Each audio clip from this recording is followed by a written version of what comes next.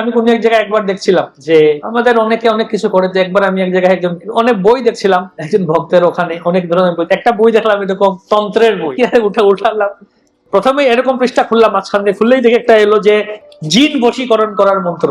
বাহ, তো বল লেখা আছে যে গভীর অমাবস্যার রাতে যদি শ্মশানে গিয়ে আপনি কাপড় চোপড় খুলে উলঙ্গ হয়ে গায়ে ছাই মেখে এই মন্ত্র কত হাজার বার জপ করতে হবে, তাহলে জিন বশীকরণ হবে। তো বলছে এইটা জপ করা শুরু করলে কিন্তু অনেক ভূত প্রেত জিনেরা এসে ক্ষতি করার চেষ্টা করে, বাধা দেবে। যদি ভয় না পেয়ে সাহস নিয়ে যদি কেউ করতে থাকে মন্ত্র জপ করে, সিদ্ধি হয়ে যায়। কত কিছু আছে, এটা করতে হবে ওটা করতে হবে, তন্ত্র মন্ত্র। কিন্তু আমাদের কাছে আছে মহামন্ত্র, হরে কৃষ্ণ মহামন্ত্র। তো এখন এই হরে কৃষ্ণ মহামন্ত্রে সিদ্ধি আছে কি নেই, এই তন্ত্র মন্ত্রে যদি সিদ্ধি থাকতে পারে, হরে কৃষ্ণ মহামন্ত্রের সিদ্ধি আছে কি নেই, সেজন্য বিশ্বাসে মিলায় বস্তু তর্কে বুঝে। বিশ্বাস করি এখানেই সর্বোচ্চ সিদ্ধি আছে, তাহলে আছে, তাহলে অন্যান্য দিকে আমাদের সে জানবে।